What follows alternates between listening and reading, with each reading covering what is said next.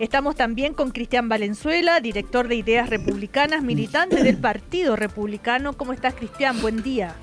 Muy bien, Cecilia, muy buenos días, muchas gracias. Y Claudia Nogueira, que es coordinadora nacional de Mujeres en la Cancha de la UDI. Claudia, buen día.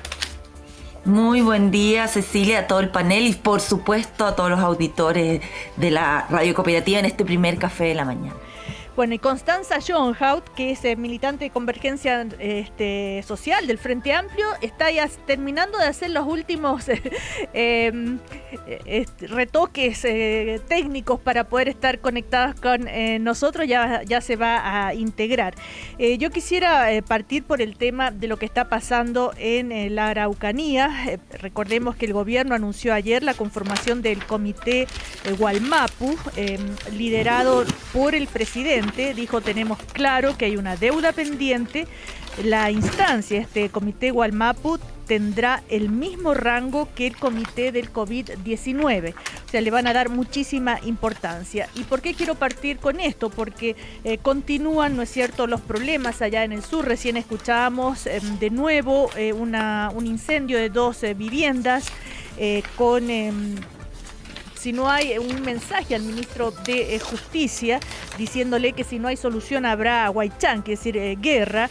También 3 camiones quemados. Bueno, esto, por supuesto, y todo lo que está pasando en la Araucanía genera comentarios, frases. El alcalde Cañete dice: exijo al gobierno el derecho a vivir en paz. Jacqueline Farriserberghe también, que pide, ¿no es cierto?, por favor, terminemos con este terrorismo, como dijo ella. Bueno, en fin. Y recién el senador Insulza decía que si el problema, si no hay devolución de tierras, por ahí tiene que empezar esto, no se va a solucionar. Comenzamos con... ¿Está lista, Constanza? No, ya. A ver, Elisa Walker, ¿qué te parece todo esto y tan difícil esta situación, difícil de solucionar como estamos viendo? Sí, es difícil, pero bueno, los procesos políticos a veces tienen conflictos que son desafiantes y por eso hay que desarrollarlos con altura de miras, ¿verdad? Yo creo que primero, Cecilia, como siempre, repudiar los actos de violencia, el asesinato que vimos estos últimos días, también los incendios. Aquí no se puede tener dos discursos sobre la violencia siempre tiene que ser rechazada, venga de donde venga. Entonces, aunque parezca majadero, siempre partir, creo que es importante, haciendo referencia a que la violencia no es el camino y que estos actos no corresponden, y tenemos un sistema penal, tenemos delitos que esperamos que se apliquen y funcionen, ¿verdad? Tanto la investigación por parte de Fiscalía como también el rol que tengan que desarrollar los jueces sobre la materia. Ahora, dicho eso, analizando la conformación de este comité Wallmapu, creo que hay 2-3 ideas importantes que destacar. La primera, que este no es el primer plan o comité que se hace en este gobierno. Puede tener otro estatus, ¿verdad? Se decía que se le da el mismo estatus que al comité COVID, pero al principio del gobierno hubo un plan, que era el plan de Araucanía, que dirigía el ministro de ese entonces de Desarrollo Social, Alfredo Moreno, que ahora está en el Ministerio de Obras Públicas. Y ese plan, que partió con interés, con energía, desapareció en el camino, digamos. O sea, la apuesta de haber hecho algo innovador sobre la región no funcionó, y creo que esa es una lección que se tiene que tener presente para que ahora haya algo diferente. Pero a mí me llama la atención, yo no soy una experta en temas de pueblos originarios. Sí, evidentemente, como todos y todas este último tiempo he estado leyendo harto, he estado estudiando harto, y sí me llama la atención que el diagnóstico es bastante común y bastante generalizado. Si uno escucha a personas de la academia, por ejemplo, Antonia Rivas, que es abogada, que es antropóloga, que se ha dedicado a estudiar los pueblos originarios, incluidos los pueblos mapuches, ella habla de la necesidad de resolver Tres temas claros. Por un lado, el problema simbólico de la valoración y el reconocimiento de los pueblos originarios y de los pueblos mapuche principalmente, ¿verdad? También el tema de las tierras, como tú decías recién, aquí hay un conflicto sobre territorio y sabemos también que si ese conflicto no se resuelve, el conflicto completo no va a tener una respuesta satisfactoria. Y en tercer lugar, también hay la necesidad de reconocer un espacio de autonomía. Y autonomía, esto no quiere decir que el pueblo mapuche ahora va a ser un estado en sí mismo, que se va a autodefinir y regular en todos los términos, pero sí reconocer un espacio de autonomía para permitir una sana convivencia entre el pueblo mapuche y el resto de las personas que viven en este país. ¿A qué voy con esto? Que primero, para que un plan o una estrategia o una comisión funcione, primero tiene que abordar estas tres materias. Tanto lo simbólico como lo territorial y el elemento de la autonomía. Si estas tres materias no están sobre la mesa, esa yo creo va a ser una respuesta fallida porque no está abordando en forma comprensiva el problema. Y por otro lado, y con esto termino, acá tiene que haber una visión de Estado. Acá tiene que haber una iniciativa que trascienda a este gobierno de turno, porque también lo que dicen todos quienes participan de esta materia, y acá me sumo a las palabras que también decía hace un par de semanas atrás Luis Felipe Gacitúa, que es el presidente de empresas CMPC. Entonces yo digo, personas de distintos mundos, ¿verdad? Pero que apuntan a lo mismo.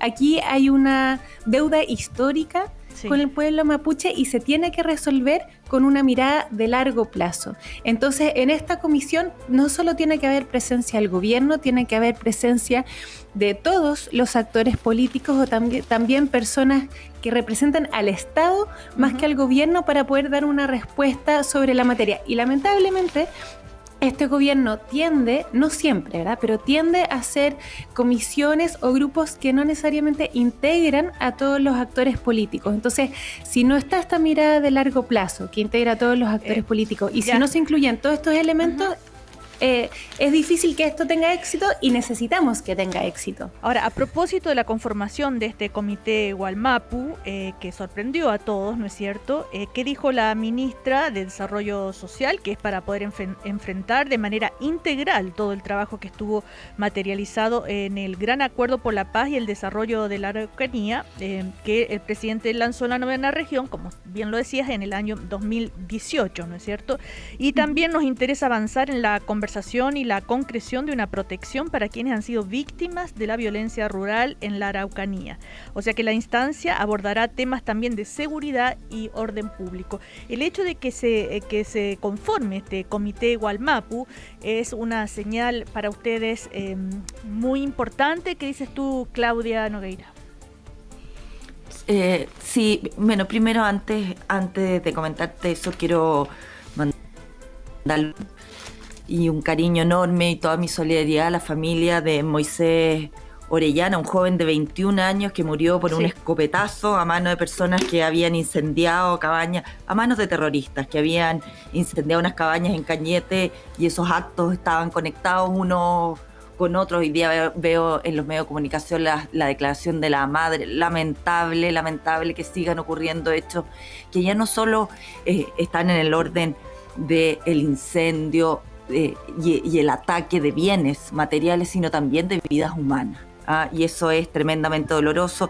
Este conflicto se arrastra, es un problema, una deuda, como decía la Elisa, de Estado, que no se ha asumido. Pero hablemos yo valoro la intención, es lo nuevo, ¿no? Sí, yo valoro esta intención del gobierno de reponer el diálogo con las comunidades mapuches en Tragún, que se va a hacer hoy día en Carahue.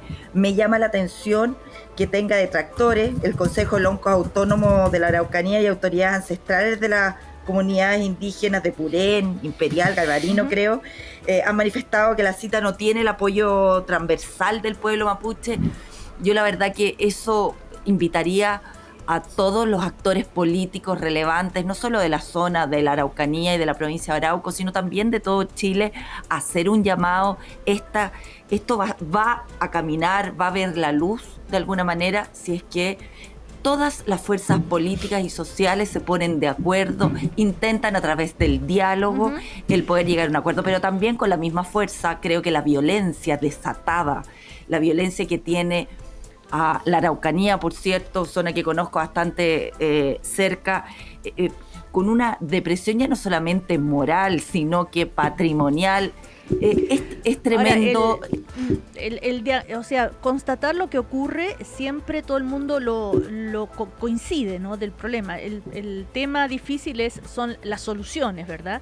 Y, yo también creo que las soluciones, pero ahí yo no puedo aceptar, y yo creo que eso la provincia de Arauco y la Araucanía no acepta, que a través, al amparo de una causa justa, que es este reconocimiento, como decía la Elisa, simbólico, patrimonial, yo no estoy de acuerdo en el autónomo, por cierto, pero en esos dos reconocimientos no hay, que es justo, que es necesario y que además una deuda pendiente, se ampare un grupo violentista y terrorista para causar el terror y el desorden y el conflicto que hay en la Araucanía. Eso creo que ahí tenemos que tener la suficiente fuerza para poder condenarlo de manera radical y decir basta.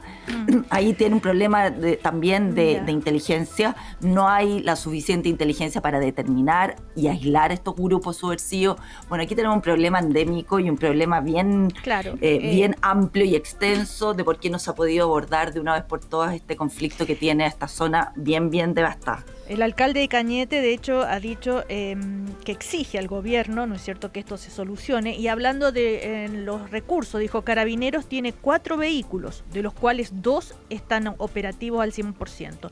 ¿Cómo podemos en una zona como esta estar alertas si las fuerzas que deberían tener los elementos necesarios para recurrir en momentos de peligro no tienen los elementos adecuados? Fue una de las, ¿no es cierto?, de las quejas del alcalde de Cañete. Constanza Yonja, ahora sí, ¿ya está conectada? Sí, ya estoy acá. ¿Cómo están? Bien, buen día, Constanza. Bueno, nos estabas escuchando, estábamos hablando sobre la creación del Comité Gualmapu y la situación allá en la Araucanía. ¿Qué te parece a ti?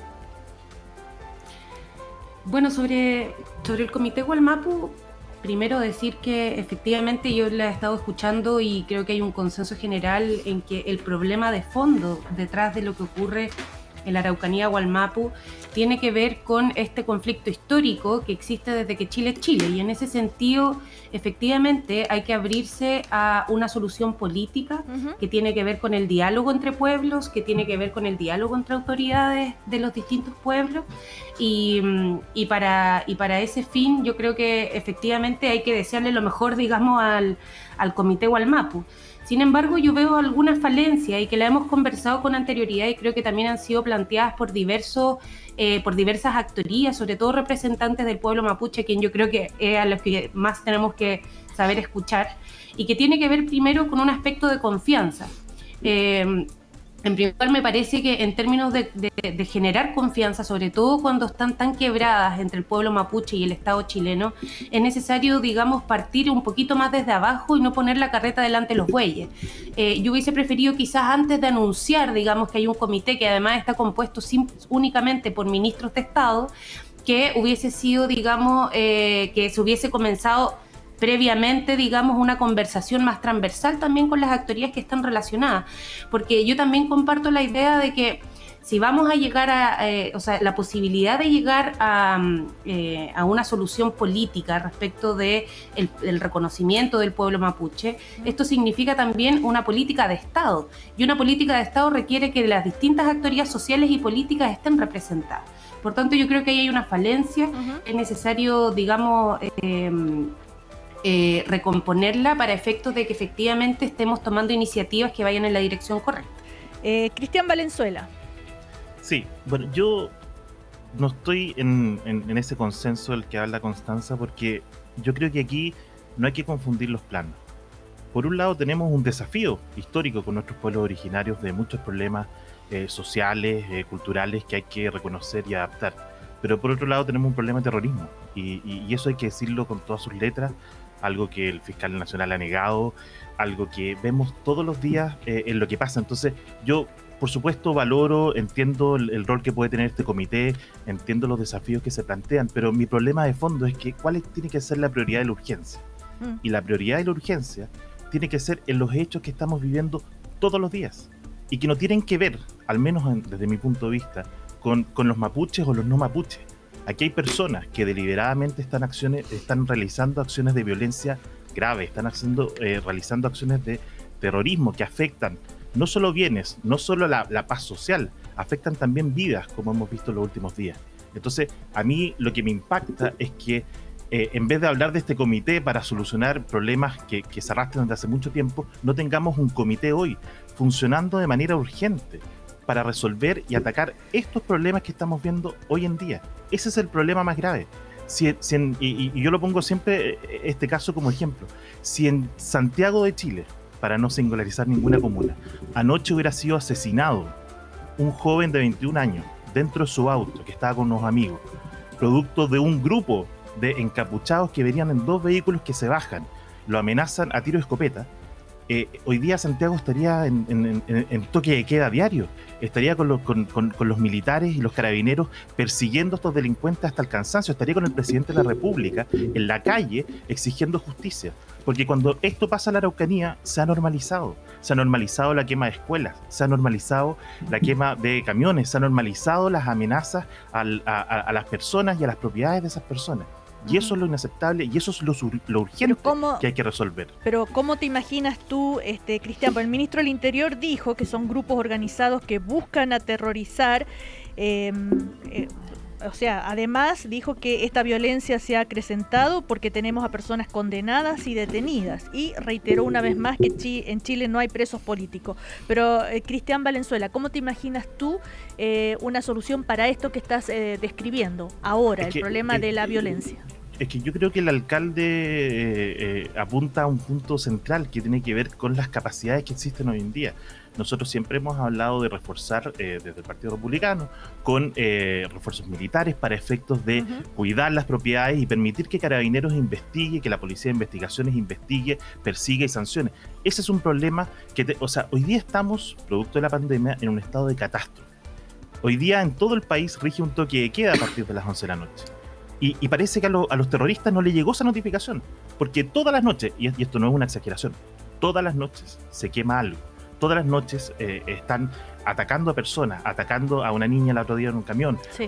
Asesinaron a este joven hace 3 días. Entonces ellos como que no están notificados de esta situación del país y claramente la función de la policía, la función del Ministerio Público, que no ha logrado dar con ninguno de estos, es insuficiente. Entonces claramente se necesita, como decía la Claudia, más inteligencia, pero se necesita también más poder policial y poder militar para resguardar, para perseguir y para sancionar.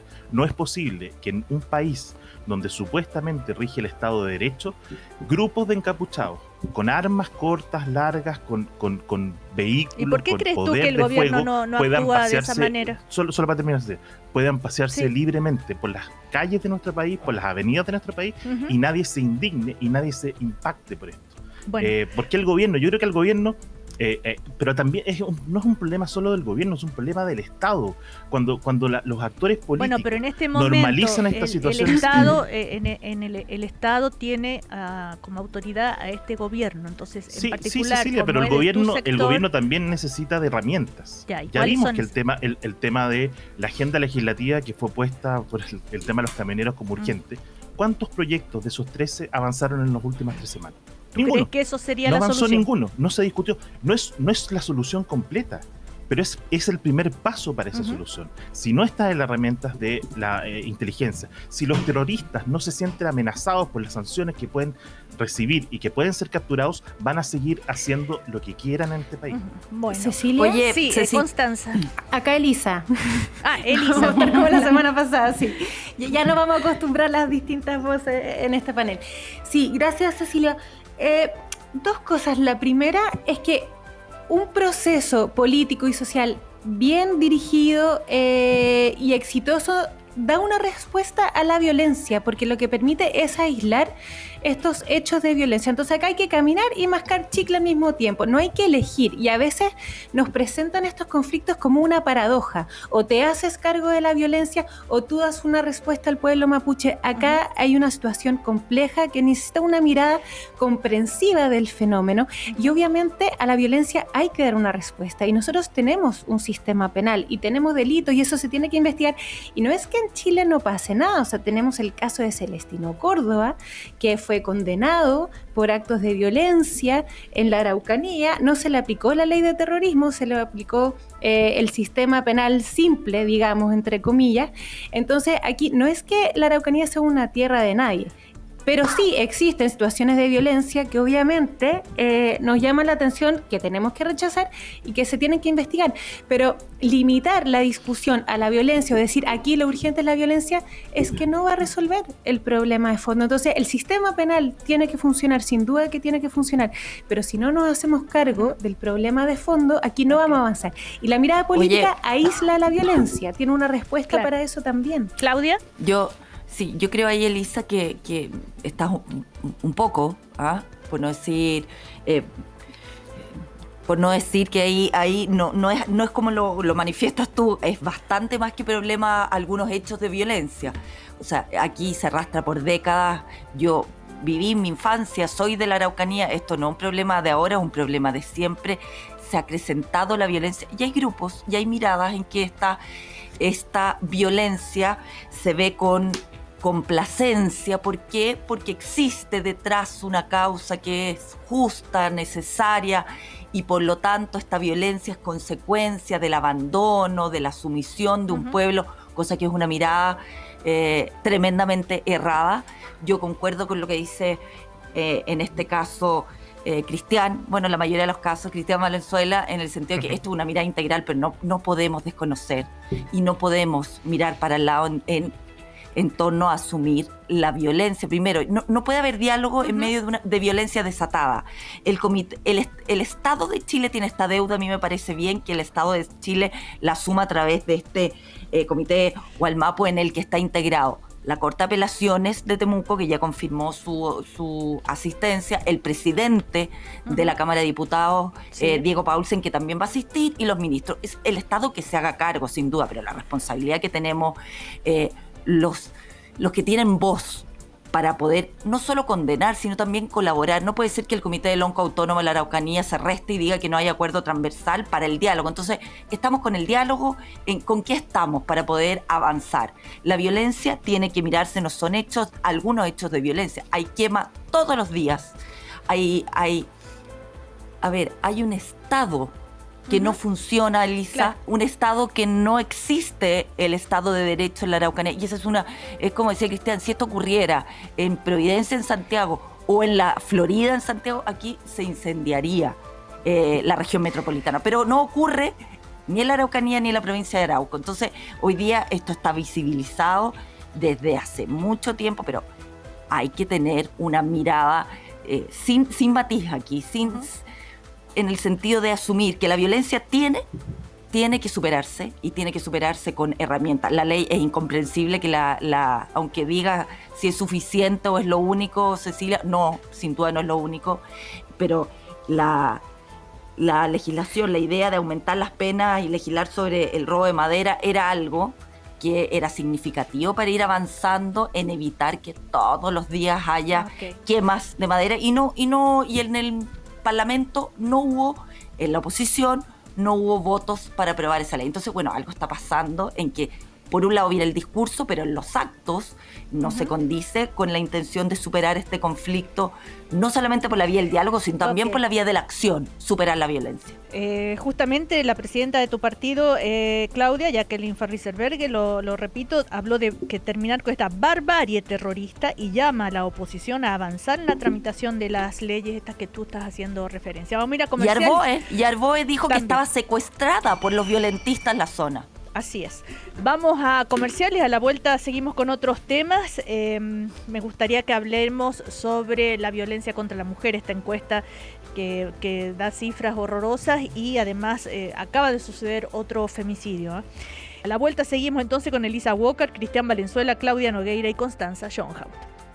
Estás escuchando el podcast de El Primer Café, una presentación de cooperativapodcast.cl. Seguimos en nuestro primer café de hoy. Estamos con Constanza Schoenhaupt, Claudia Nogueira, Cristian Valenzuela y Elisa Walker. Como decíamos, se conoció ayer, ¿no es cierto?, la Subsecretaría de Prevención del Delito informó sobre los resultados de la cuarta encuesta de violencia contra la mujer en el ámbito de la violencia intrafamiliar y en otros espacios, que reveló que las mujeres dicen que señalan haber sufrido algún episodio de violencia en su vida llegó a 41,4%. Y además, en cuanto a los femicidios, recordemos, ¿no es cierto?, esto que acaba de ocurrir ayer en Lampa, un hombre de 61 años fue detenido acusado de estrangular a su pareja con un cable. Así las cosas, en el año 2020 ya se han contabilizado, desgraciadamente, 25 femicidios y 86 femicidios frustrados. Claudia, tú que haces parte justamente del tema mujeres en la UDI, ¿qué es lo que falla? ¿Qué es lo que no se está haciendo bien para que esto siga sucediendo y creciendo además? Mira, yo rescato, Cecilia, de que estas cifras a mí no me llaman la atención. La diferencia es que hoy día está visibilizado el tema y por ese lado, pese a la desgracia y el dolor que produce saber que el 41% mujeres entre 15 y 65 años dicen haber sufrido algún tipo de violencia en algún momento de su vida. Bueno, eso hoy día lo sabemos y eso es un avance. El saber y el que hay una disposición a tolerancia cero de esa violencia que han sufrido mujeres durante su historia y que se había naturalizado, que era parte del escenario cultural de los chilenos y hoy día se sabe. Entonces, eso en primer lugar, rescatar que hoy día hay una visibilización y un esfuerzo tremendo del Ministerio de la Mujer y Equidad de Género, no de hoy día, sino de siempre, de visibilizar, Claudia, y poner en la agenda. Pero bajan las denuncias, ¿sí? Porque según parece, las víctimas dicen que no creen ya que se vayan, que las tomen en serio, que se pueda hacer en serio. Entonces hay algo que está fallando. Sí, nosotros hicimos en Mujeres en la Cancha una encuesta sobre el por qué las mujeres no denunciaban la violencia. Que quería puntualizar de que hoy día esas cifras se están conociendo y que han existido siempre. Ahora vamos a cómo enfrentamos y nos hacemos cargo de esta violencia. Bueno, nosotros hicimos una encuesta y en esta encuesta salió por qué las mujeres no denunciaban, por dos cosas principalmente. Una, por miedo al agresor, y eso, ojo, ¿por qué tienen miedo? Porque no hay respuesta del Estado para hacerse cargo y dejar y superar ese miedo. Y en segundo lugar, por falta de confianza en los tribunales, es decir, la denuncia no llega a ningún puerto y siguen sometidas a esta violencia. Por lo tanto, hay proyectos en la Cámara de Diputados que todavía no han salido, son urgentes. Uno, el proyecto de ley de violencia integral, para proteger a la mujer de todo espacio de violencia, y dos, el control telemático, que es la tobillera electrónica, que es una medida cautelar que lo que hace es que frente al riesgo de sufrir violencia, la mujer tiene un dispositivo y el agresor tiene otro, y se le avisa con la debida anticipación, que se puede resguardarse, y avisa el que el agresor se acerca a la mujer cuando se ha decretado sí, entiendo. Como medida prejuicial. Pero que es importante que la gente lo entienda, porque lo que se necesita precisamente es voluntad política para sacar adelante esos dos proyectos que sin duda van en la dirección de proteger a las mujeres que sufren violencia y sobre todo además un cambio cultural que ya se está trabajando en el ministerio con harta fuerza la ministra Mónica Salaquet, porque esto obedece también a una mirada de no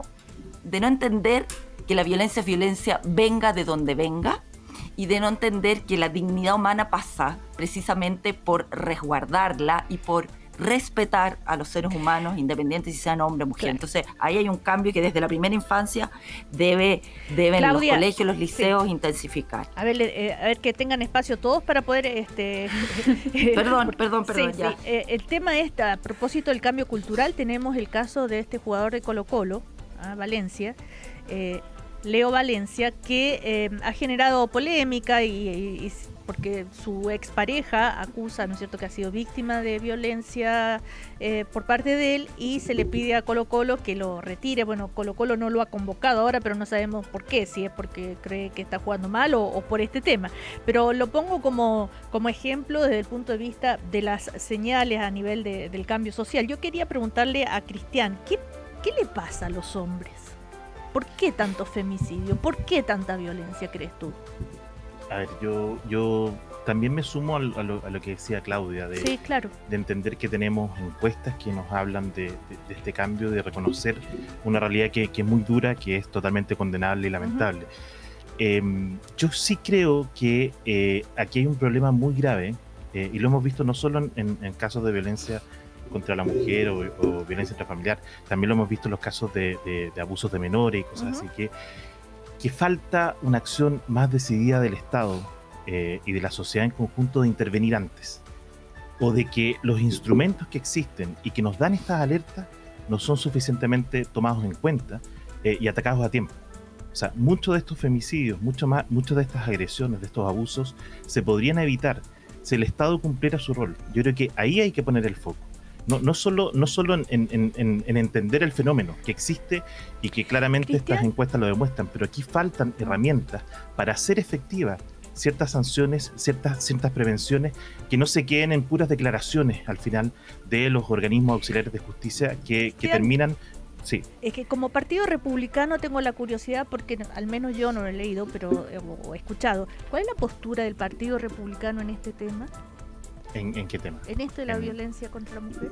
Condena total, absolutamente. No, sí, pero en posibles soluciones, me digo, así brevemente. No tengo claridad respecto de propuestas concretas, pero va en esa línea, va en reforzar el rol que está cumpliendo la justicia en la investigación y en la prevención de los casos, absolutamente. O sea, cada vez, y tú lo puedes ver porque tú estás todos los días conectada con estos temas, Cecilia, que lamentablemente vemos que se repiten. Cada vez encontramos que cada uno de estos casos hay señales previas, hay alertas, hay avisos, hay conductas reiteradas, y que los organismos de justicia, los auxiliares, las policías, los investigadores, lamentablemente no hacen nada con eso. Entonces, dejar todo esto en manos de las mujeres es el peor error que se puede cometer, y hay que reforzar esos controles y esas sanciones y esas herramientas para que estos casos ocurran mucho menos de lo que ocurren hoy en día. Constanza Schoenhauer. Sí, a ver, este es un tema bien complejo que las mujeres y las feministas hemos venido planteando ya hace décadas, pero que de hecho tiene particularmente un impacto social mucho más grande a propósito de la movilización de mujeres del 2018, que surge efectivamente a propósito de los casos de acoso y abuso sexual dentro de las universidades. Y si uno mira los datos de denuncia de los últimos años, en general la tendencia hasta 2019 era aumento de denuncias, que uno se pregunta si efectivamente era aumento de casos o aumento de reconocimiento de las víctimas de estos hechos. Por tanto, a mí me parece particularmente preocupante, uno, el aumento en esta encuesta, digamos, los datos que manifiestan un aumento porcentual bastante importante respecto a los hechos de violencia, y como tú decías también me preocupa particularmente la baja, también relevante en términos numéricos, del ejercicio de denuncia. Y lo digo porque, primero, aquí tenemos, yo diría, un problema institucional transversal que tiene que ver con que no hay recursos suficientes todavía para poder acompañar y asistir a las mujeres que son víctimas de violencia. No hay casas de acogida suficientes. Los centros de la mujer tampoco dan mucho abasto. Y por otro lado tenemos la institucionalidad de justicia, que yo yo la enmarcaría en general desde las policías hasta los tribunales, que no están formados con perspectiva de género, y por tanto resulta del todo evidente que las mujeres no se sientan confiadas de poder hacer las denuncias en las instituciones, por la revictimización que eso significa, porque muchas veces se nos culpa a nosotras, se nos hacen preguntas respecto de dónde estábamos, cómo no estábamos vestidas, si habíamos tomado o no tomado alcohol. Muchas veces las propias denuncias que se hacen ante las policías son desestimadas. Tenemos casos ahora a propósito de la pandemia de mujeres que han salido, por ejemplo, en toque de queda a denunciar y así todos son tomadas detenidas. Pasan la noche en las comisarías y después pasan a control de detención, donde evidentemente se determina la detención ilegal. Pero digamos, esa vulneración institucional, que digamos una vulneración secundaria, digamos, al del propio agresor, también es algo en lo que tenemos que poner un foco. Y yo aquí solo hacer un punto.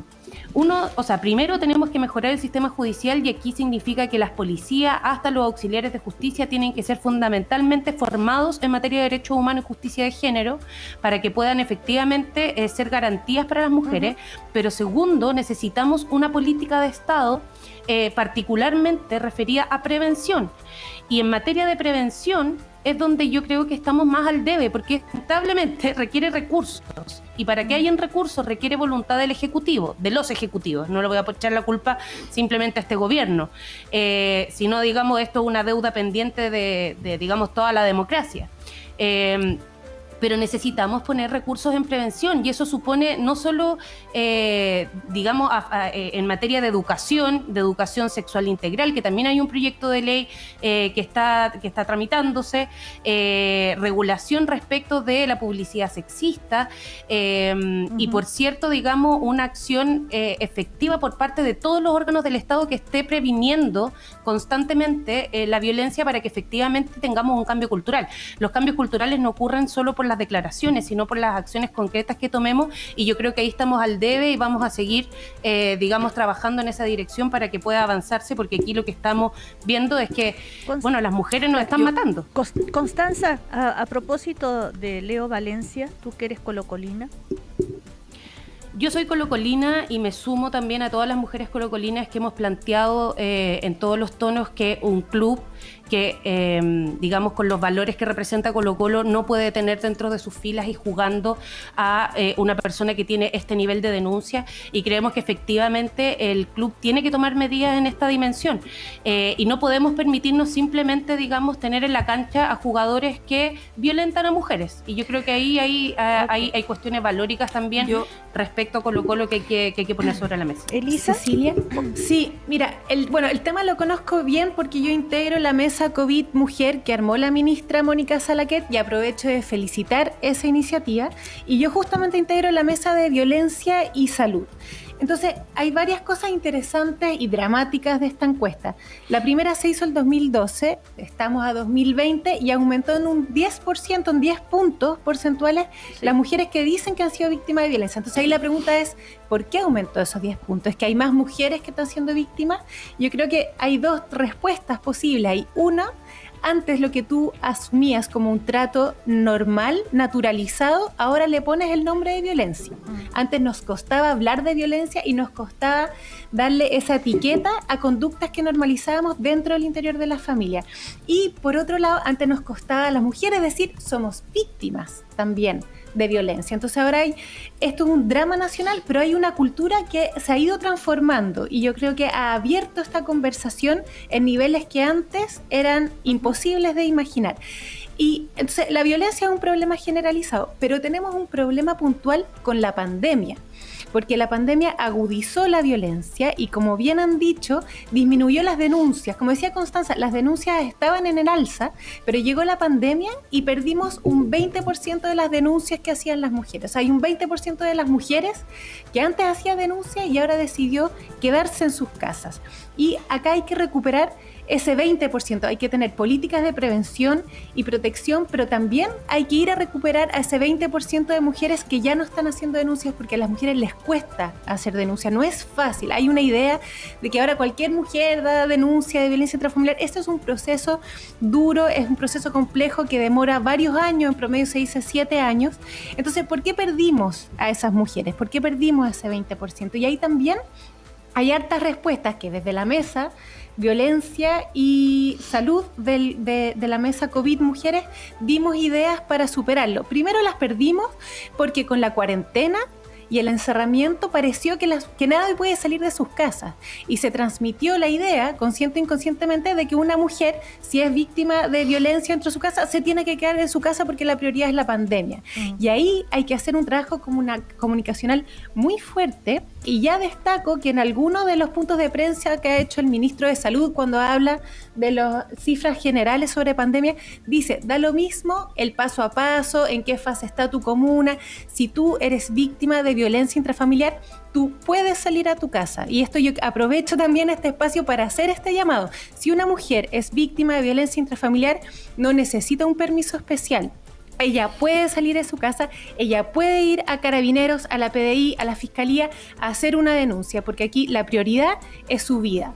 La pandemia genera un problema de salud, la violencia intrafamiliar también genera un problema de salud y de vida. Entonces, aquí todas las puertas tienen que estar abiertas. Y como decía Constanza, hemos visto un par de noticias, pero generan gran conmoción, de mujeres que salieron a denunciar que estaban siendo víctimas de violación y que las terminaron teniendo detenidas. Otra mujer que también salió a denunciar que era víctima de violencia intrafamiliar y que también la llevaron detenida.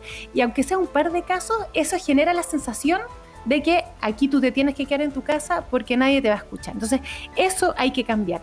Otro punto que ha sido muy complejo en la pandemia. Muchas veces las mujeres se atreven a hacer una denuncia porque hay otra mujer que la toma de la mano y la lleva a denunciar. Es muy difícil que una mujer sola, aislada, se atreva a hacer una denuncia, pero la pandemia y la cuarentena nos ha aislado a todas. Claro. Entonces tú ya no tienes la vecina, la hermana, la apoderada o el consultorio, por ejemplo, que vean, que te hagan preguntas y que te motiven a hacer una denuncia. Ese aislamiento es muy perjudicial para las mujeres. Y también hay un tercer punto que es muy grave, que es el trato de Carabineros, muchas veces, y ahí hay que también tomar conciencia sobre la revictimización. Muchas veces, hasta el día de hoy, menos, pero hasta el día de hoy igual sigue existiendo. Las mujeres llegan a hacer denuncias y su denuncia no es valorada, es minimizada, o es sujeta a preguntas como, ¿pero qué hizo usted? Pero tal vez su marido estaba cansado y tal vez tuvo ese trato. Mira, estamos todos tan complicados con la pandemia que mejor no hacer mayores problemas. Entonces, cuando tú has vivido una vida de violencia y tú recién te atreves a sacar tu voz, pero esa voz no es valorada o es silenciada, eso es un gran problema. Entonces hay que motivar mujeres, todas las mujeres que estén escuchando este programa, por favor, si ustedes son víctimas de violencia intrafamiliar, salgan de sus casas, vayan o a Carabineros o a la PDI o a la Fiscalía Nacional. No están solas, su vida y su salud es tan importante como la pandemia, o más importante. Por favor, no sientan que están solas. Bueno, Cecilia. Sí. Claudia. No, yo quería terminar porque yo creo que es súper importante, además, un espacio, y se agradece que des este espacio para poder seguir insistiendo en, como dice la Lisa, no están solas, estamos aquí para no solo acompañar, sino también proporcionar herramientas que den resultado en aminorar este impacto que genera la violencia a la mujer y eliminarla, por cierto, pero hay que ir al problema de la raíz, a la raíz del problema. Tú hablabas recién del femicidio en Lampa de ayer. Bueno, se preguntaba ¿y por qué la había asesinado a su mujer? Porque el señor tenía problemas de droga.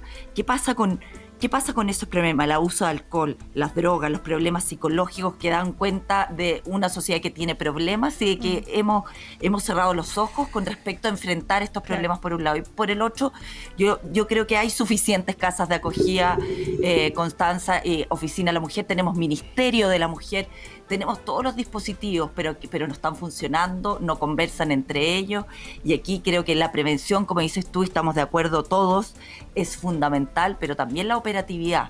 No hay abogado que acompañe a la mujer desde que se gatilla la denuncia, no hay una alerta en los consultorios, en la atención primaria, en los colegios, para poder despertar una red que dé cuenta de un Estado que está preparado para darle subsidio a la mujer de arriendo si es que necesita para poder salir del círculo de la violencia, un control telemático, tobillera electrónica en caso de que haya amenaza de muerte. No hay tampoco un subsidio especial para esa mujer que ha sufrido en contexto de violencia, para sacarla de ese círculo, insertarla en el mundo laboral y ayudar a los hijos, subsidios y ayudas biopsicosociales. Pues en hay torno mucho a este por problema. Hacer todavía. Hay herramientas. Y eso que tenemos el Ministerio de la la mujer Ya. hemos avanzado mucho. Yo no creo que nos están matando, sea la consigna. Yo creo que aquí no son los hombres, como decías tú, son asesinos, que no son todos los hombres, son agresores. Hay que puntualizar, aquí no hay que generalizar, porque a mi juicio la violencia no tiene género. No, Pero no ahí son hay los que tener hombres ojo. los que tienen el ADN violento. Pero Claudia, yo creo que ¿cómo hay van a quien tener está ADN hablando? violento? A Los ver. violentos. Elisa, yo creo que hay ¿Cómo? que tener ojo cuando se buscan razones que traten de justificar los femicidios o la violencia, que él tenía problemas de drogas o que tenía problemas de alcohol. Acá hay una violencia focalizada. O sea, acá ¿Pero podemos cómo lo tener tratas, hombres con pues, problemas de... Elisa? No, acá podemos tener hombres con problemas de alcohol, pero la dirección de la violencia va contra la mujer, no va en el espacio del trabajo necesariamente, no va contra los amigos. Entonces, ojo, porque no es el alcohol el problema. O sea, el alcohol es un problema generalizado del país, digamos. Obviamente que siempre hay que tratar de superarlo, Bueno, las drogas pues. también. Pero no es la respuesta a los femicidios. Porque acá, yo insisto, acá hay una violencia focalizada. Es el hombre el que decide dirigir esta violencia no contra el mundo entero, contra la mujer. Y porque acá hay un no problema es el también. hombre, puntualízalo, Lisa, no, No, es cuando el hablamos- hombre como si fueran todos. O sea, yo dificulto que tu papá sea el hombre, lo incluyas, o si tienes un hijo o un primo. O sea, aquí no son los hombres los violentos, es el Bueno, violento, el Tengo un asesino. hijo, tengo un padre y tengo 2 hermanos a los que adoro a Exacto. todos. Así que obviamente, pero acá hay hombres.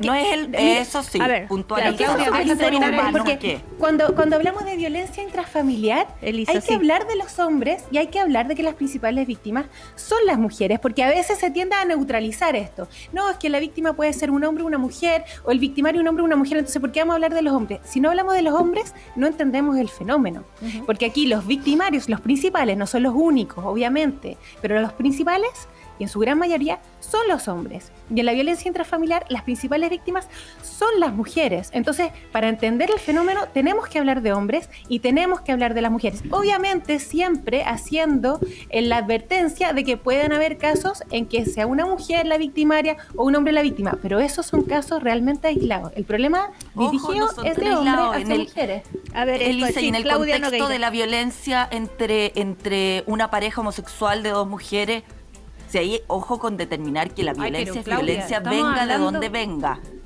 A ver, Pero sí, eso no tiene Constanza. nada que ver de decir que la violencia es violencia, porque es, digamos, repetitivo en su propia expresión. Lo que aquí estamos hablando es que hay No es distintos repetitivo, tipos de es una violencia. realidad. Déjame terminar, Claudia, por favor. Y aquí lo que estamos hablando es que efectivamente hay tipos de violencia. Y un tipo de violencia que se ejerce en nuestra sociedad y en las sociedades del mundo es la violencia de género, donde efectivamente vemos características particulares, como por ejemplo que el mayor porcentaje de agresores sexuales son hombres y que el mayor porcentaje de víctimas sexuales son mujeres, niños Indudable. y niñas. Y eso te da cuenta de que efectivamente aquí hay un factor de género que es relevante y que tiene que ver no solo, digamos, con la agresión, también tiene que ver con una sociedad que está organizada, digamos, en un orden de género donde históricamente los hombres y las mujeres hemos tenido roles distintos. Las mujeres históricamente hemos estado en la casa, los hombres históricamente han estado en el espacio público, y eso es algo que estamos revirtiendo, y esos cambios efectivamente están también teniendo consecuencias o reacciones, digamos, que son propias de los cambios culturales, y eso hoy día genera violencia. Ya cuando hablamos de las violaciones o de las agresiones sexuales y que la mayoría de las víctimas son mujeres, ahí también estamos viendo actos de subordinación. No significa decir todos los hombres son violadores, pero que sí hay un factor de género donde efectivamente tenemos una estructura social donde a los hombres se les ha enseñado de una manera y a las mujeres de otra. Y en ese sentido se han reproducido estereotipos sexistas que finalmente van reproduciendo en la publicidad, en la educación, en las casas, en el trabajo, esta violencia de género. Este tipo de discurso Negar que al final eso, nos aleja negar de eso, la déjame discusión de terminar fondo, un de la segundo. condena Déjame terminar completa un y total. segundo a propósito de que estoy hablando de violencia de mujeres, por favor. ¿Te cortito. parece que es violento tratar de hablar dentro de un espacio de 1 hora? Estamos conversando también. no, me por parece sabemos que no, eso por no es supuesto que problema. intento Ya, exagerar uno, también por favor, ya una, porque si no, no se entiende por eso nada. déjame terminar. Estamos hablando Constanza, de violencia. cierra la idea que ya nos tenemos que ir a comercial. Simplemente negar que hay violencia de género hoy día es irresponsable con las mujeres que son víctimas. Sí, Cristian, ¿querías decir algo? Muy No, cortito. que creo que todo este discurso, un poco adiciones ideológicas son innecesarias cuando aquí hay un consenso, ¿A qué que te hay una refieres con condena total. adiciones ideológicas? No, que la constancia establece todo, que dice la estructura social violenta a las mujeres. O sea, yo entiendo su perspectiva, respeto y no voy a interpretarla ni criticarla por eso, pero yo creo que aquí no nos perdamos de foco. Al igual que la condena en la Araucanía, somos totales contra el terrorismo, aquí hay que hacer una condena total contra la violencia de la mujer y esperar que todos en conjunto logremos que esa condena sea inapelable y que no hayan estas excusas, estas explicaciones para tratar de explicar algo que es inaceptable. No, y herramientas Bueno, también. vamos a ir a Y esas comerciales. las que tiene que proveer el Estado. A la vuelta seguimos con el último bloque del primer café, a ver si hablamos un poquito de política. ¿Ah? Estás escuchando el podcast de El Primer Café, una presentación de cooperativapodcast.cl. Último bloque del primer café de hoy. Estamos con Elisa Walker. Recordemos que ella es abogada, militante de la democracia cristiana. Estamos con Cristian Valenzuela, militante del Partido Republicano y director de Ideas Republicanas. Claudia Nogueira, coordinadora nacional de mujeres de la UDI. Y Constanza Schoenhout, militante de Convergencia Social del Frente Amplio, abogada también. Bueno, el tema de los independientes para el plebiscito es uno de los asuntos que quería comentar con ustedes. Pero antes, muy cortito, Cristian, el Partido Republicano se constituye en la región metropolitana, ¿no? Y va a poder competir por municipios de la región. Y el otro tema es José Antonio Kast, que plantea a Chile Vamos unirse por el rechazo. Esos dos puntos, Cristian Valenzuela. Sí, lo primero, yo entiendo y vamos a hablar de la independiente y las firmas, pero no es excusa la pandemia. Ya hay algunos partidos en formación que alegan eso para seguir avanzando en un partido. Nosotros estamos constituidos en 7 regiones, prontamente va a entrar Valparaíso, la metropolitana, como se avisan en los medios, va a entrar hoy día, tenemos más de 16.000 firmas y a final de año vamos a estar constituidos en todo el país, lo que nos va a permitir llevar candidatos, tener apoderados, una serie de requisitos, y todo se ha hecho en pandemia, se ha hecho de modo digital, se ha hecho también de modo presencial en la región en que se puede funcionar. Entonces, eso no puede ser excusa, aquí no hay una excusa para poder conseguir firmas, para poder llevar adelante la constitución de un partido. Respecto de lo segundo, a ver, nosotros por supuesto estamos en contra de la realización del plebiscito. Sí, están por el rechazo, ¿ok? Es que antes del rechazo estamos en contra de la realización del plebiscito. Imagínate, yo no sé el caso de las otras panelistas, o el tuyo, Cecilia, pero yo vivo en una comuna que hoy día está en cuarentena.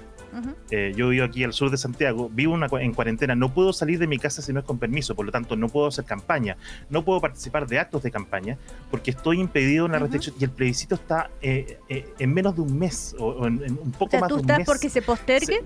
Exactamente.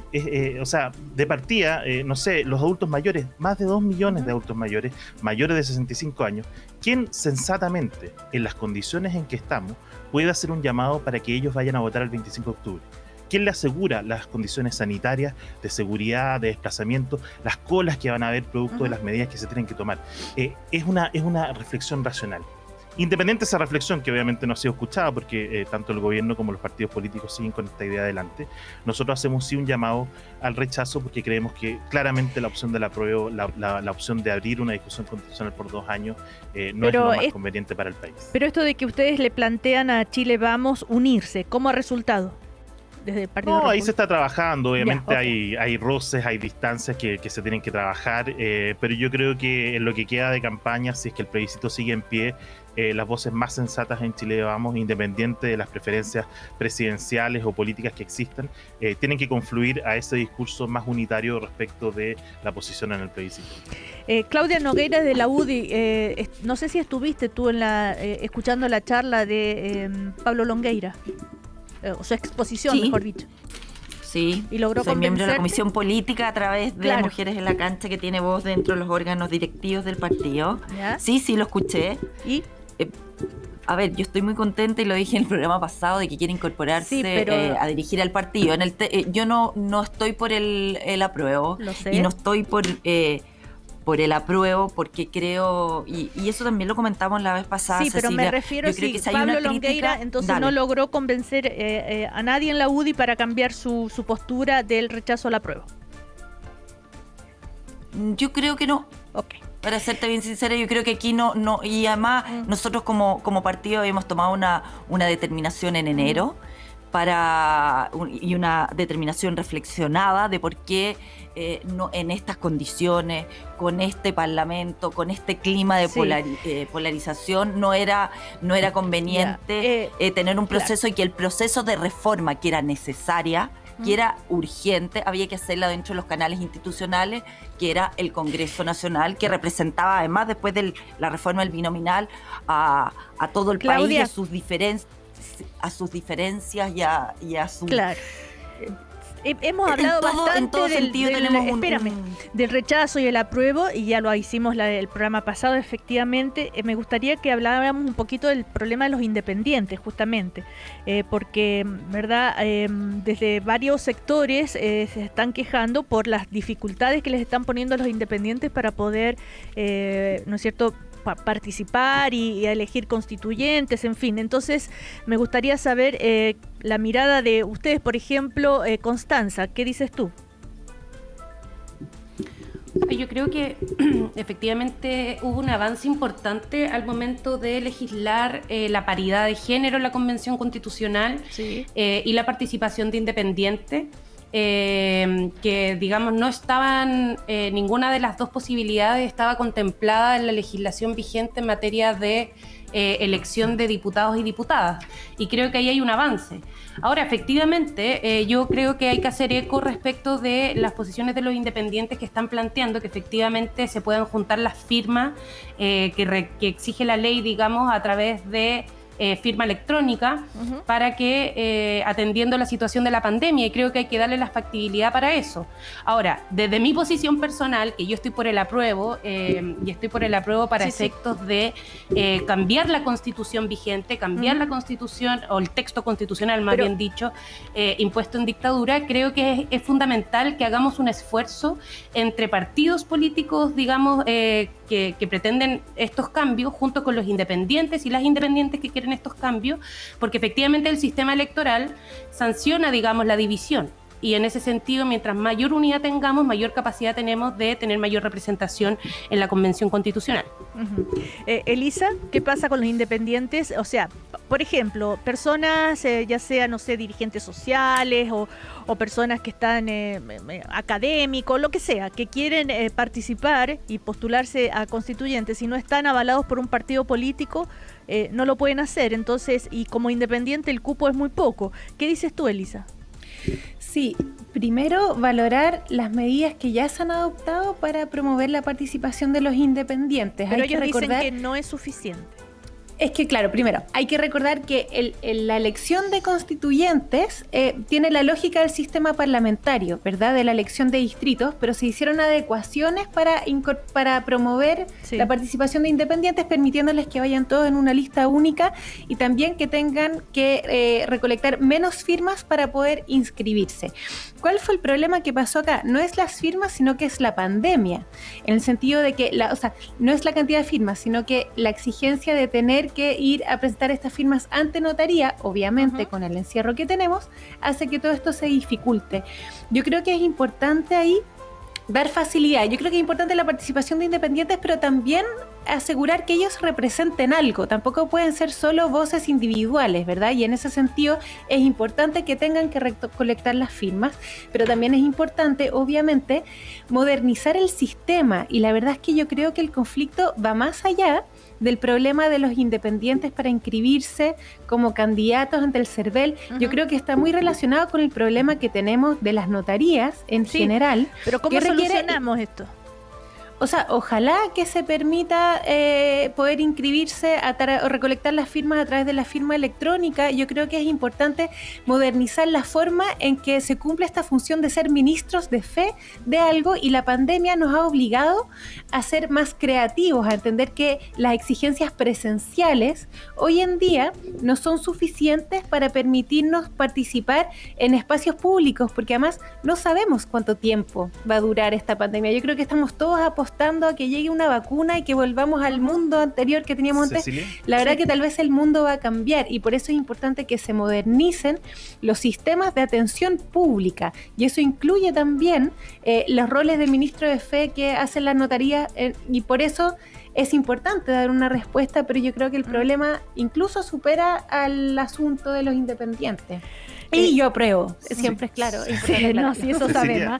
sabemos. Sí, y además puede pasar, le puede traer problemas también a los partidos que están en formación, ¿no? Para ir a la constituyente. Por ejemplo, Fuerza Común, de Fernando Así Atria, es. o el Partido por la Dignidad, liderado por María Olivia Monkever, en fin.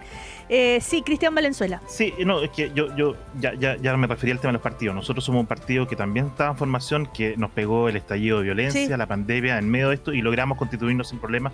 Por lo tanto, no estoy de acuerdo con esa visión de esos partidos. Respecto a lo que dice Elisa, estoy totalmente de acuerdo. Hay que modernizar el sistema de notarías y la firma electrónica y todo eso. Tenemos un desafío que hay que implementar. Pero yo sí quiero apuntar algo que aquí no se ha discutido y que está en el fondo de esto. Aquí mucho se habla del tema independientes, pero creo que le estamos mintiendo a la ciudadanía cuando decimos que la señora Juanita, que el adulto mayor de acá, que la señora del almacén va a poder ser constituyente, porque eso no es verdad. Todos sabemos que los constituyentes, con las reglas que están en juego, van a requerir el apoyo de partidos para poder finalmente ser elegidos. Esa es la realidad brutal. La Constitución no la va a escribir el pueblo, ni estas personas mágicas que de repente se van a juntar como hermanos a definir el texto constitucional. La van a escribir los mismos de siempre. Y uno ve las listas que van circulando. Ex parlamentarios, ex ministros, ex subsecretarios, ex autoridades. Son ellos los que tienen finalmente los votos. Independiente de que logremos un acuerdo, un avance para permitir que estas personas puedan postular de manera independiente, si esas personas no tienen el respaldo de los partidos, no van a poder ser elegidos. Yo pongo solo un caso. El diputado Winter salió elegido con 5.000 votos. Y salió elegido con 5.000 votos porque fue arrastrado por la tremenda votación que tuvo Giorgio Jackson. Y Por quedaron el fin del 10 binominario. personas arriba con 25.000 votos como Alberto Mayor, que no fue elegido en Santiago producto de eso. ¿Ustedes creen que un independiente, sin apoyo de los partidos, sin la exposición en los medios, va a ser elegido a la Convención Constitucional?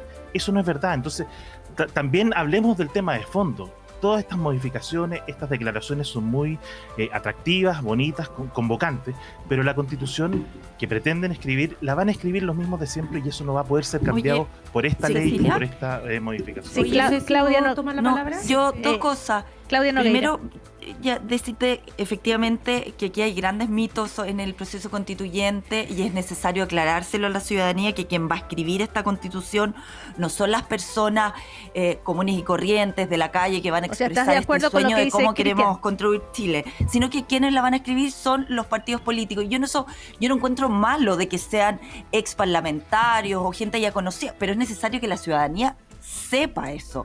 Yo creo que la experiencia de muchos tiene que confluir y no va a ser así como creen los chilenos y las chilenas en primer lugar. En segundo lugar, el apruebo, ojo, apruebo y rechazo. Yo te puedo apostar y estoy segura de que el apruebo de la Constanza es distinto al apruebo de la Lisa.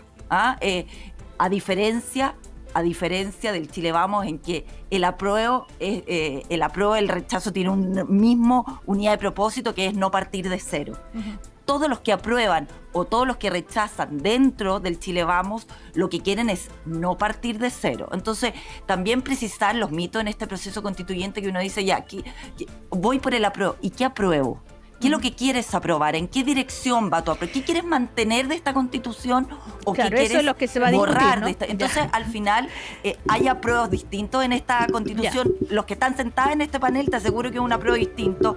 Y en ese sentido también puntualizar que la legitimidad de origen, cuando dice la Constanza que se impuso esta Constitución en dictadura, cosa que yo no comparto, tiene la firma de Ricardo Lagos y varios parlamentarios que hay hoy día y ex parlamentarios tiene esa firma. La Constitución, por lo tanto, ahí no está impuesta en dictadura, sino que está legitimada. Pero en fin, si ella puntualiza que tiene una ilegitimidad de origen, bueno, ojo con lo que estamos viviendo hoy día, porque hoy día lo que necesitamos es Claudia. un proceso constituyente lo más legitimado posible. Y eso significa que gente que está en cuarentena, contagiados de COVID o adultos mayores que no van a ir a votar, bueno, uno se pregunta, ¿se va a producir este proceso constituyente o va a tener un origen legítimo en el sentido de que hay una gran cantidad de gente que tuvo la oportunidad de ir a votar y a manifestar su opinión, yo creo que ahí hay que también tener cuidado. Sí, Constanza Jonhaupt. Mira, lo primero es decir que aquí le voy a hablar a la audiencia. ¿Quién está haciendo ruido con el micrófono? ¿Ah? Yo no. Constanza, no sé. ya. Ahí las fuerzas del rechazo. El boicot. El boicot. Ya, Constanza. No necesitamos mira, yo creo que boicotear a nadie, al contrario. Ya. Lo primero Constanza. es que yo creo que es importante que la audiencia, que esta es mi visión, pero la voy a plantear acá. Yo creo que la derecha, sobre todo aquella que está por el rechazo, va a hacer esfuerzos constantes de aquí al plebiscito en tratar de deslegitimar el plebiscito. O sea, han tratado de ponerle un mínimo de participación para que sea legítimo. Se habla de que si no pueden votar las personas con COVID no va a ser legítimo, pero el Ejecutivo fue el que no quiso llevar a cabo esta iniciativa. O sea, ahí uno ve también esa displicencia. En tercer lugar, van a decir que esto lo van a escribir los mismos de siempre. Yo no sé quiénes son los mismos de siempre, sino José Antonio Kast, que fue diputado varios años, la UDI, que ha gobernado desde la dictadura, etcétera. No va a ser y tercero, yo constituyente creo José que Antonio, aquí solo para aclarar. da lo mismo, estos son los partidos que representan. Y entonces, el mismo Longueira, que también quiere ser constituyente, que probablemente no lo sea porque en principio tiene suspendido sus derechos en atención a la Constitución, pero, Estás equivocada. pero en ese sentido... No los No tiene los tiene suspendidos. El CERVEL ya dijo que No, Perfecto. si es salvaje como aquí se dice perfecto. la cantidad de cosas para confundir y... Pero Claudia, déjame terminar. Ok, me retracto de eso. Era una posibilidad, efectivamente no lo es, ok. Pero aquí lo que estamos hablando es que el apruebo lo que nos permite es la posibilidad de abrir un proceso político donde nos sentemos, digamos, entre iguales a discutir la nueva Constitución. Y efectivamente yo comparto lo que dice Claudia respecto de los que están por el rechazo, tienen una idea en común, que es no cambiar la Constitución o mantener la Constitución lo más parecida a la que existe hoy día. Sí. Cuando No se nos partir de interpela cero. cuando se nos interpela respecto de qué apruebo significa, más allá del juego retórico, yo diría, efectivamente, a mí el apruebo que me representa es aquel que quiere cambiar la Constitución para que la educación sea un derecho social, para que la salud sea un derecho social, para que la igualdad de género tenga mandatos explícitos de la Constitución que aseguren, digamos, la igualdad entre hombres y mujeres, no solo en términos declarativos, sino que con mandatos explícitos. Quiero un sistema político que ojalá deje de ser tan hiperpresidencialista como el que tenemos hoy día, Pero para que efectivamente tengamos mejores formas democráticas. Ese es el apruebo que a mí me representa. Y creo que si llegara a ganar el rechazo, ninguna de esas posibilidades va a ser posible. Constanza, yo quería preguntarte, Dime. por favor, el tema de que decirle a la ciudadanía que no va a ser como se expresa así de esa manera, señora Juanita, la que va a poder participar en la redacción de una nueva Constitución. A ese punto quería que contestar. Mira, yo creo primero dos cosas. Lo primero es que los independientes hoy día sí pueden participar y de hecho se están organizando. Los independientes no neutros, digamos, están organizados y efectivamente ahí hay una posibilidad efectiva de participar. Mientras mayor cantidad tengan de personas en sus listas, igual que los partidos, van a poder integrar. En segundo lugar, tenemos por primera vez la posibilidad de una convención constitucional paritaria. Eso significa que va a estar compuesta 50% por hombres y 50% por mujeres, y eso ya lo hace distinto. Y en tercer lugar, yo no sé cómo pasará en los partidos de la derecha, pero yo al menos he visto en los partidos transformadores, los partidos progresistas, en el propio Frente Amplio, que los independientes, porque nosotros tenemos trabajo territorial, se están acercando a los comandos de que Chile decía, se están acercando también a los espacios del Frente Amplio a discutir con quiénes se puede ir. Y esos espacios van a estar abiertos. Vamos a tener escaños reservados para pueblos originarios, que lo hemos estado hablando hace varios espacios, y que eso no es algo que hoy día tiene el Congreso. O sea, efectivamente es un espacio completamente distinto que además, Ceci, a diferencia del Congreso actual, tiene una única misión, que es redactar una nueva Constitución. Por tanto, el debate político también es distinto. Y el mandato que van a tener los constituyentes también de dar cuentas y publicitar, digamos, las discusiones que ahí se vayan dando, van a ser fundamentales en la participación de los cabildos y espacios territoriales que se han levantado desde octubre. Elisa, que no ha opinado sobre esto, y cerramos, ya se nos termina el tiempo del primer café. Vamos. Gracias, Cecilia. Yo creo que hay múltiples razones para apoyar el apruebo, y eso no deslegitima la situación de llamar para votar, por el apruebo, si el rechazo ustedes dicen que tiene solo una voz, bueno, será, ¿verdad? Pero el apruebo puede tener distintas voces y eso enriquece la discusión política, y por eso, yo lo dije la semana pasada, lo vuelvo a decir ahora, yo me alegro de las voces que desde la derecha están llamando a votar apruebo, porque dentro de las razones que hay para votar y elegir y crear una nueva constitución es que la constitución actual, que fue creada en los 80, que fue creada con amarres que hasta el día de hoy no han podido ser superados, es una constitución que nos divide, es una constitución que divide a nuestro país, y para justamente poder hacer de nuestra constitución la base fundamental sobre la cual se sostiene la sociedad, creo que este tiene que ser un ejercicio transversal. El tema que quería preguntarles en particular era esto de que decirle a la gente quién va a poder realmente participar como constituyente, además de los partidos, que es lo que estábamos hablando. Bueno, ¿Qué posibilidades tiene? Indudablemente, las personas menos conocidas tienen menos posibilidades de salir elegidas, porque aquí hay que tener votos, ¿verdad? Y eso es un desafío para todos los candidatos. Y creo que acá es importante la participación de los independientes, y también es importante la participación de los partidos políticos, porque acá hay que tener herramientas de articulación, y lo digo porque a veces los partidos políticos en estos momentos son mirados en menos, son descalificados, pero creo que hay un ejercicio de articulación política en que los partidos políticos tienen experiencia, y que eso también hay que valorarlo. Ahora, sobre los independientes, que vayan en esta lista propia de independientes, y también hay partidos políticos que dentro de sus listas quieran darle cupo a los independientes para promover también ahí su participación. Los que salgan elegidos, los que saquen los votos que se requieran según lo que establece el sistema. Y eso es un desafío que van a tener todos, porque como está deslegitimada en algún sentido la política y los partidos políticos, yo tampoco creo que los candidatos que vayan en lista de partidos políticos tengan esta carrera ganada, como diciendo aquí van a salir los mismos de siempre. No, yo creo que acá hay un recambio, hay una demanda por recambio también generacional, de ideas y también de rostros. Elisa, y eso va a ser un desafío para todos. Elisa, ¿tú te gustaría ser constituyente? Yo lo estoy pensando. ¿Y crees la que decisión? ¿Tendrías posibilidad de ser electa? Yo creo que es difícil, pero si voy de candidata voy a hacer mi mejor esfuerzo, porque sí me gustaría ahí salir elegida, pero esto yo no lo veo como una carrera ganada, ni mucho menos. Yo creo, Lisa, que serías una gran constituyente, que tienes grandes posibilidades, porque además tienes un apellido que es conocido. Pues, Lisa, Ignacio y Patricio Walker, que probablemente van a competir.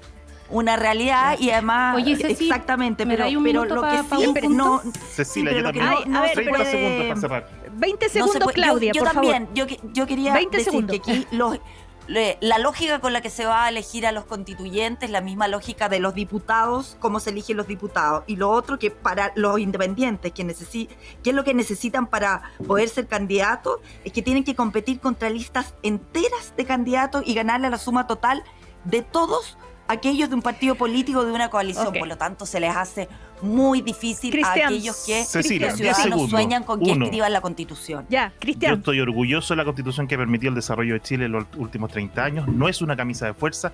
Espero que no haya, sinceramente, por el bien de los chilenos, que no haya plebiscito el 25 de octubre. Si hay plebiscito, espero que gane el rechazo. Y si pierde el rechazo y gana la apruebo, espero sinceramente que cambiemos las reglas, que elijamos por sorteo a los constituyentes, que creo que va a ser mucho más representativo que tener a Escalona, Longueira o algunos de los ex senadores Walker escribiendo la Constitución, porque la señora Juanita no lo va a hacer. Bueno, hasta acá llegamos. Seguimos la próxima. Sí, muy breve. Muy Una breve, cosita, Constanza, no por tiene que ver favor. con este tema. Hoy, en este momento, en la Cámara de Diputados se está votando el proyecto de ley sobre derecho al seguro de cesantía para las trabajadoras de casa particular. Quiero hacer un llamado transversal a los partidos y a los representantes que están en la Cámara a que aprueben este proyecto de ley, porque las trabajadoras particulares de casa particular no pueden seguir esperando en esta pandemia. Me sumo a lo que dice la Conea. Elisa Yo también espero Walker, lo mismo. Cristian Valenzuela, Claudia Nogueira, Constanza John Hout. Muchísimas gracias. Hasta la próxima semana. Que estén muy bien.